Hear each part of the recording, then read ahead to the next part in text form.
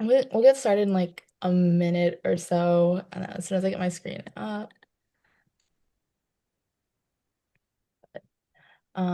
Yeah, thank you so much for joining, everyone. We're doing a really broad overview of the college application process today. So this is going to include like admission timelines, early prep, college list, Common App basics, and essay development. And then at the end, I'll explain like how TYConsulting fits into all of this. And I've also received a few questions from the RSVP form, and so I'll answer those during the session, most likely. And then if you have any other questions, you can just hold them till the end. And since this is a group session, I just want to ask if you could keep the questions general so that they're useful to as many people as possible. And then if your question is like a super specific one that's related to your own application or background, to save that for like a free consult, and we can talk through it individually. So we are supposed to have like several more people join, so I'm going to give it like another like minute or so, so just hang tight.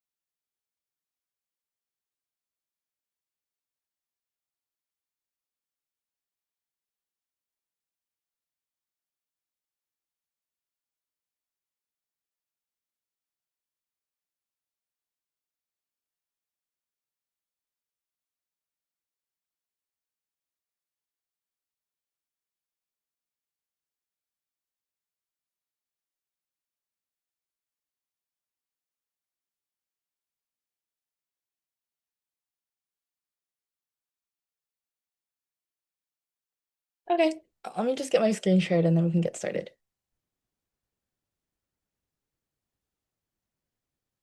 And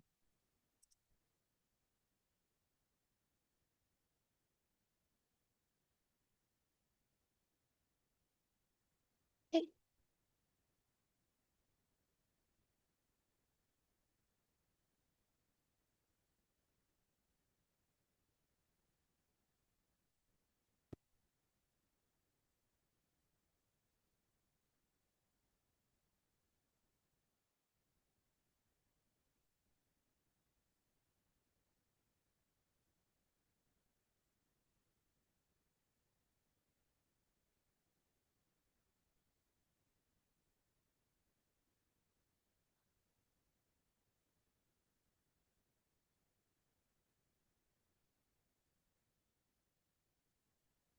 Okay, can everyone see here perfectly? Okay, thanks, guys. Okay, so again, this is going to be covering like an overview of the college app process and strategy. And then for those of us like we had like many people who are RSVP who are not here right now, hopefully they can just watch it on the YouTube later when we post that. So, just a quick introduction to our team. My name is Selena. I just graduated from Penn, currently working at a hospital here in Philadelphia, and I like created Tech Consulting basically. And then I'm gonna pass the mic over to Tatiana and Jocelyn, who are both here as well. And Stella's traveling for the next like month or so across East Asia, so she's probably not going to be joining us. But we're also expanding our team, and we'll soon have be onboarding more editors and consultants who will hopefully be added to this page soon. Hey everyone, I'm Tatiana. I'm the Director of Professional Educational Programs for TyCon. I'm a rising senior at Princeton, and for my college path, I was a recruited athlete. So if we have any athletes who want some help or guidance with the recruiting process, I'm very happy to help. Perfect. Thank you, Tatiana. I'm Jocelyn. I graduated Tsinghua in 2025 for my undergraduate degree, and then I recently graduated this year, master degree from the University of Michigan in Ann Arbor. So I did more of like an international application schools in Canada, the US, and China, and Tsinghua. So I'm happy to share. Awesome. Thank you, Jocelyn. And then moving on to, I think I'm a little laggy. Okay. Quick overview of what is TYCon if you're not familiar with us already. We're like a youth-led initiative by kids of like Tsinghua alum. We call ourselves Gen 2s, and we try to bring together students and young professionals and to provide like a platform for leadership development, networking, and community building. And it started through this biannual conference hosted by the North America Tsinghua alumni. And our most recent convention was shown in the photo in Los Angeles in May of 2025. This is just a small subset of the Gen 2s that came. We had like 150 or so show up, and it was a great time. So hopefully, if you have the chance to come to one of those, you do. And then TY Consulting is a branch of TYCon's mission, which is from us for us. And we offer college application support from students who recently went through the process. And so we're not supposed to replace counselors or parents. That's not what we're meant to be. But to add a peer perspective to this sort of unfamiliar but um, really, really like life-changing process. And so our strength is that I think we're close enough to it that we remember what it felt like to go through it, but then we're experienced enough to offer structure and feedback. Right, moving on to a table of contents of what we're going to be going over today. First, this is the admissions overview. Second, early foundations. Third, college list. Four, starting your application. Five, essay development. Six, type consulting. And like as you go through these steps, they become more and more personalized. So it's hard to like offer an info session that covers everything for everyone. But this will hopefully offer like a good idea of like what the process looks like. So first, I'm going to be covering the US-based college admissions timelines, and then Jocelyn later will cover more of the international pathways from Canada and China. So as a freshman and sophomore, you'll be exploring and building your passions. And then once you get to junior years, I think when you really start thinking about specific college applications, of course, your entire high school journey is under scrutiny when you're applying. But I would highly recommend not trying to like go out from the onset of like committing to one thing in high school and not exploring other passions because you should be joining different clubs and trying to figure out exactly what you do want to do so that by come junior year, you have a good idea of what kind of tailored presentation of yourself you want to make that generally is tailored towards a specific major. But I will say, even if you did a ton of different things throughout high school, don't fear. There are many ways to sort of tie that into a cohesive narrative without having to like sort of burn yourself out by sophomore year, trying really hard to do one thing that maybe find out you don't exactly love, and then now you're kind of stuck in a corner. So junior summer is when you're going to be doing your campus visits, drafting up your college lists, and starting essays. And then come senior year, of course, is like all of the actual hardcore application stuff. I'm probably going to go through these slides relatively quickly. There's a lot of material on them, and I might skip some of it, depending on time.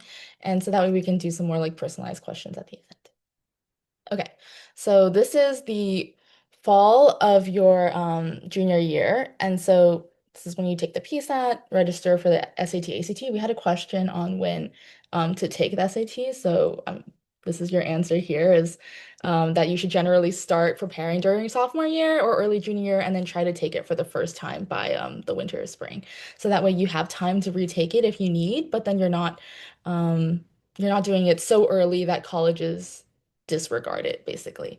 And then you also want to have taken the PSAT before you actually start taking the SAT, ACT, since the PSAT is in preparation for those standardized tests.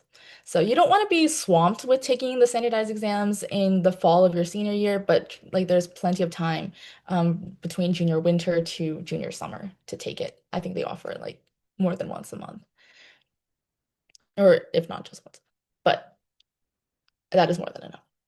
Um, Hopefully you have a chance to read through the rest of that slide. I'm not going to go through these super in depth. A lot of this you probably know by now anyway. This is the key deadlines for the senior year, which is in October is when your FAFSA opens. Very important to apply early since the funding pool is limited and more likely than not, you will want to at least apply for student aid, even if you don't necessarily qualify. It is useful for other things. And then it also like speeds up processing on the school's end when you submit early. So then on November 1st is when your early action, early decision applications are due, which means that you need to start working on your personal statement likely in the summer, or else you're going to be super rushed your senior year because most of your applications are due January 1st, but you really want to put your best foot forward when you apply to the school that you're binding yourself to and is most likely your dream school. This is a quick overview of what EA, ED, and REA are. I'm not going to read those. Our RD applications are due generally around January 1st, give or take like 2 weeks, basically. This will include like all of your uh, sort of like common app subsections that we'll go over in a bit, and the rest of that list that I have there. By April 1st, your college decisions do generally come out. And so this is when you review your acceptances, you compare your financial aid packages, try to play the schools against one another so that way you can maximize your aid package. And then you breathe a sigh of relief and you commit by May 1st. So here are some milestones for and red flags for the admissions officers that I've heard in like just from my previous experience and ones I've talked to. So things that they look for are rigorous course loads, improving GPA trajectory if you perhaps got like a couple poor grades in your early years, showing resilience by bouncing back from those. Maybe you take a like do badly in honors chemistry, but then you do really well in AP chemistry is a really good way to redeem yourself and show resilience. Demonstrating leadership. I don't think I need to go too much into that. And sustained easy commitment. Um, don't be too much of a butterfly with your ECs. Whatever you do choose to do, try to commit to it. Um, Strong test scores, having a thoughtful narrative and vibrant personality, which are shown through your essays and ECs, which is a common like reason that AOs try to sort of gracefully say that like people who focus entirely on academics don't show that. And it's important to do that as well because you can have perfect stats. And if you don't show follow through with that sort of brilliance on your essays and ECs, then that's often a good reason for a school to reject you. And so red flags included like doing poorly in your senior year and like, getting senioritis and doing poorly senior winter perhaps. And then they see that and that's their most recent grades that they see from you. And that's a pretty bad sign. Having too many retakes of standardized tests, having generic essays, or ones that sound a little bit too adult-like, which is something I can talk about maybe later, or careless mistakes, which are these are silly. Like I've seen people misspell names for scholarships, and then they spelled it wrong the whole way through, and it was a great essay, but then it was called a Wolf Scholarship, and they spelled it with one F instead of two, and that was like a pretty bad sign that they didn't care about like what they were specifically applying to, and they didn't read up on it and do their due diligence. And then having a lack of passion for ECs is a big one, and then having weak letters from your teachers. I'm going to pass the mic over to Jocelyn now to cover international pathways in Canada and China.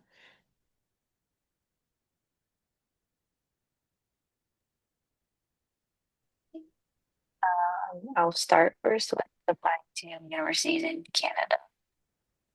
My Perfect. personal experience is coming more from schools in Ontario. Um, and I think overall the process is relatively more simple to say applying to the US. It's more straightforward with an online application and then some supplemental essays or videos and then an admission decision. It's typically rolling an application. It's just filling in some documents states Jocelyn, and most. Jocelyn, I think you're cutting out like a lot and it's really hard to hear you.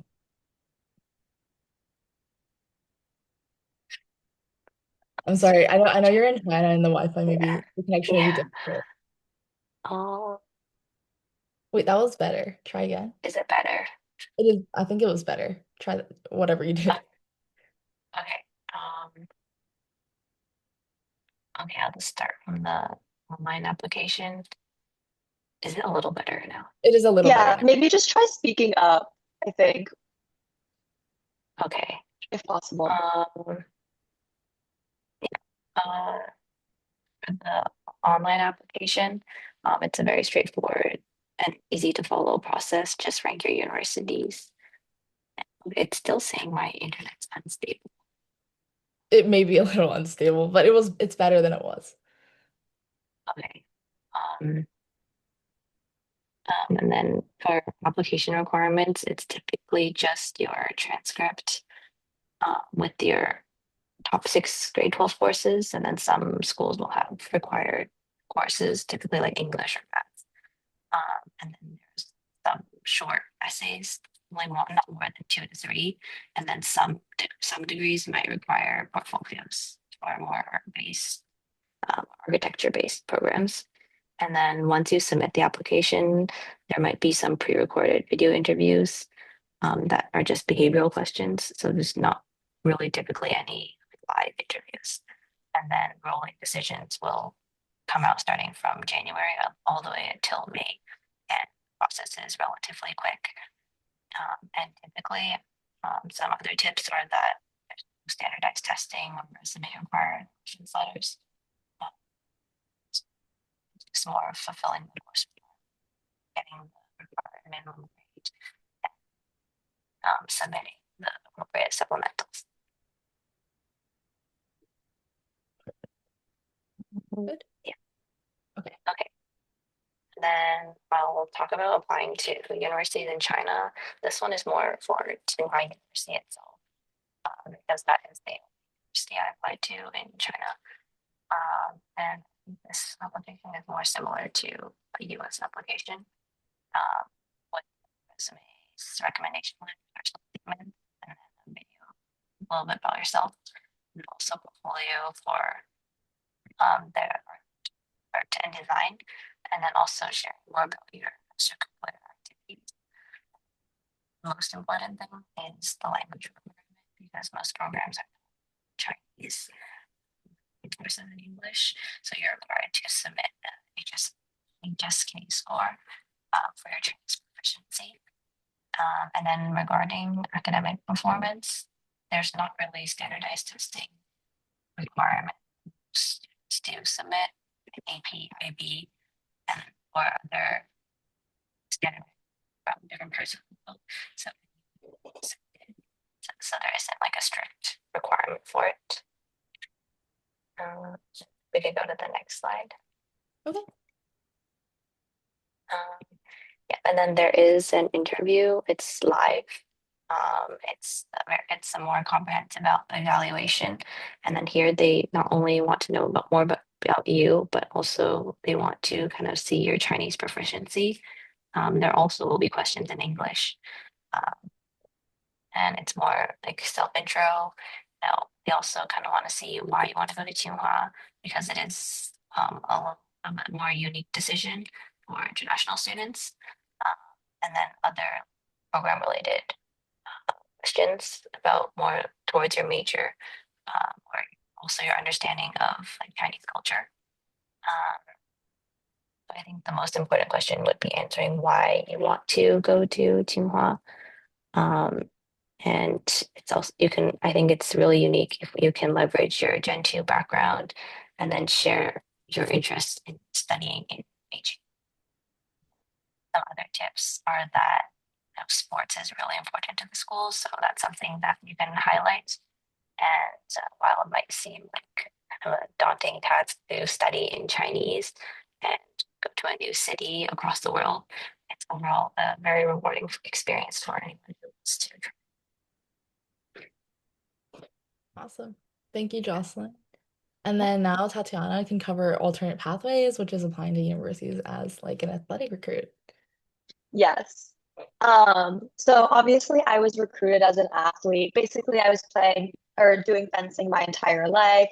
Started when I was really young, and then I actually got good really late in my career. So it doesn't really matter if how good you are because a lot of schools also offer opportunities that aren't directly recruiting, but they can put in a good word or like kind of pull your application to the top, especially for D3, D2 and D3 universities.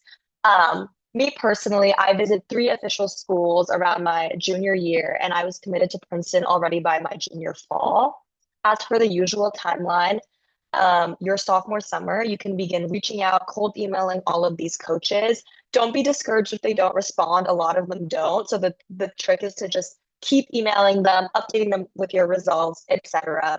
And then by junior year, you can take official and unofficial visits. Unofficial visits is where they just don't cover your lodging and your flight and everything, but you still come and can meet with the coaches and the team. And then junior and senior year commitments are made. Um, some things that I can help with is you can build a separate athletic resume. You absolutely should if you are a very committed athlete and have been spending it's like your main extracurricular. You should absolutely make an athletic resume and send it to coaches. You can also make a highlight reel. So maybe you don't have the best results, but you have some matches where you did really well, or some competitions where you upset a really good player. You should absolutely include that in an athletic highlight reel of sorts. You can even add fun music if you want. Try to keep it engaging and light. And then, as I said earlier, you just have to constantly remind the coaches of your interest. They are not going to respond. They're getting a million emails, but just keep being at the top of their inbox.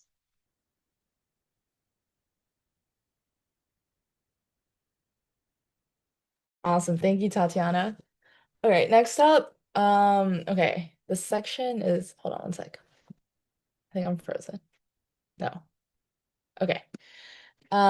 This is just the foundations that you form earlier in high school. So these are like what you build on. So you need to start with having good stats, but their stats aren't certainly are not everything. And even if you have slightly lower stats, having like a really, really stronger like top two of the steps on these pyramid can actually do a lot more to repair it than having perfect stats sometimes. I've seen people with, oh, am I really laggy? Like this is all right.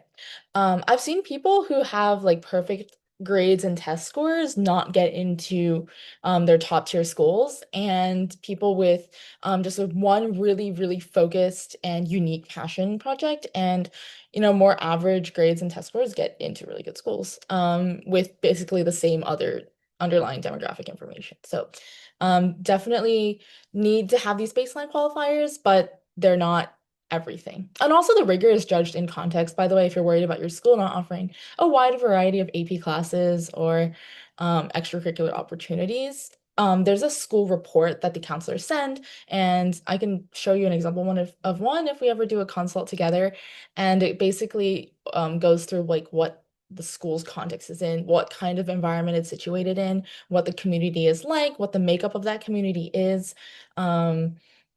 And what sort of resources the school has available. Extracurriculars obviously don't really need to go into that too much. And then a passion project is something that has become very, very popular in recent years. And I'm happy to talk about that more in a consult since everyone's passion project varies a lot. This nonprofits are a pretty common one, but once something becomes quite common, it becomes quite uh less helpful. And so this can truly, truly vary a ton depending on what you want to go into. And this is just something that will show that you have a very well-defined interest in the field. And generally just you're doing some sort of project that goes beyond what a high schooler would generally be expected to do. You're doing something that like a college or grad student might be doing in that field, or perhaps it's just something super impactful and meaningful in a way that only like, maybe a high schooler could have come up with. So examples of these vary widely. I'm happy to talk about more examples with you personally.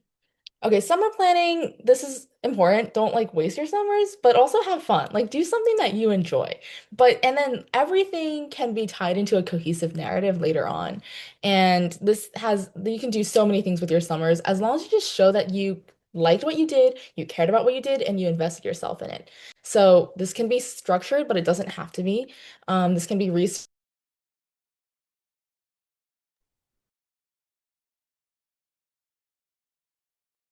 Am I muted? Did I just get muted? Okay. You're good. Sorry. All right, no worries. And so this can include your passion project or something with a more structured organization. You don't need to go to a branding program like CTY, I think is what it's called. Honestly, these names are failing me now, but like the Intel, the RSI, those programs are not required to get into schools. They're very, very competitive, and oftentimes they're more competitive than getting to these universities themselves. You can certainly apply to them if you're interested, but honestly, if you just explore your existing interests, and just really show that on your application, that can be just as useful, um, to getting it. Okay. This is a bit slow on mine. Okay. All right. So the key takeaways from this section is that you don't need to have your whole life planned out before you apply, or even when you do. People change their minds all the time in college. I had a question on what major to pursue and how to prepare for it. And just tying that into here right now, you should choose something based on like what you're genuinely interested in and also your future goals. Like even if you're genuinely interested in two things, but like let's say you want to study like literature, but then you want to do something in math, like maybe you should stick with the math thing, but then pick up the literature on the side because it's hard to break into one of those if you choose the other, if that makes sense. But then it's easier to do the other as well if you choose one. I have tons of examples of these if you want to talk about your specific situation, but you don't need to have your final life decisions made in high school, because even once you get to college, you oftentimes can change the major you have, especially when you go to a large like private university. They tend to be very flexible with what you want to do. So your academic performance is very important, but it's also very important to engage with those around you, whoever that is, and then identify a few of these genuine interests and build some useful skills and show leadership and create some sort of impact with them. And then when it comes the time to apply for college, you reflect candidly on your growth throughout these experiences, and this basically shines through on all of the successful applications I've seen. All right, three, college list. So this is like probably something you know, but just really quickly, safety, target, reach. Here the definition for each of them, and then a rough breakdown on like how many of each to have.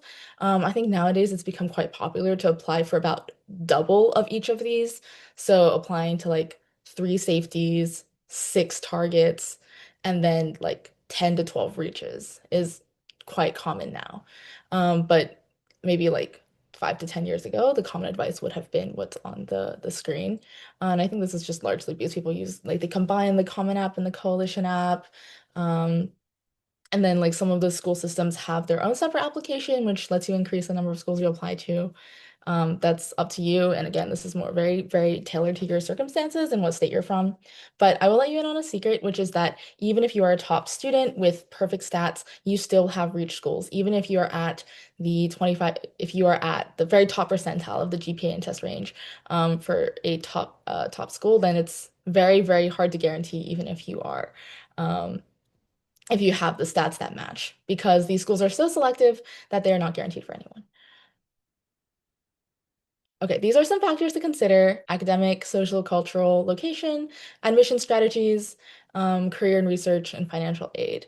I think often underrated is or undervalued when applying, but something I wish I'd thought about more was things like career and research opportunities. I didn't really think about that when I was applying, but look into the specific programs that the school has for each of them, and just pick something really specific that you want to get into, like a specific lab that does research on a topic you're interested in, resources that are nearby, and programs that are available there.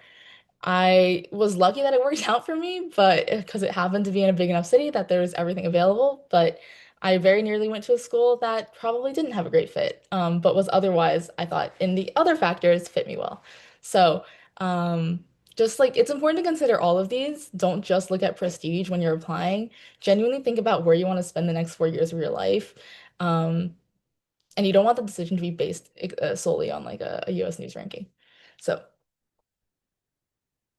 happy to talk about that more depending on what places you want to apply to, but for the sake of time, I think I'll move on to number four.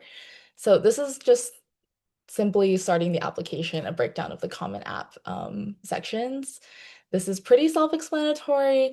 I will highlight that in testing, I believe that test optionals had a severe like pushback, and so maybe during COVID time it was more normal to apply test optional, but these days it's I think not really recommended to do that anymore.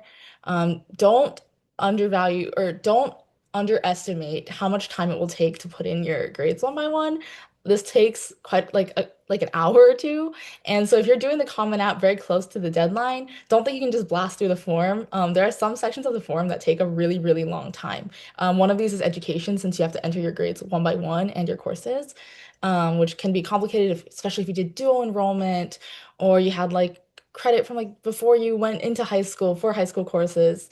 Um, it can be very annoying. And then as well as the activities list, which is like these 10 self-ranked activities that you choose in order of impact. So if you do too many activities, then you might not have the chance to highlight everything. But there is an additional information section if you want to sort of submit, like you feel like the 10 activities weren't enough, to highlight all that you did. But I think that there's like a 50 character or 50 word limit on each of the activities. So there's a lot of playing around with the wording, the abbreviations of those activities. So again, don't underestimate how much time it'll take to put these into the Common App directly, even if you have a doc running with all of the essays you're planning um, to just copy paste in.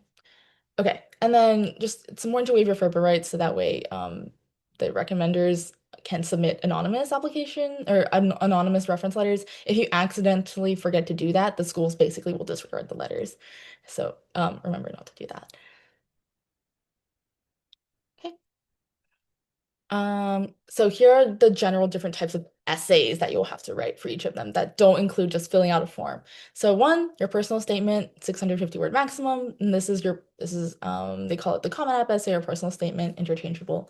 And then next, activities list, 10 slots, 150, not 50 characters each. And so these are using like you just have to use it's almost like they're walking you through writing your resume.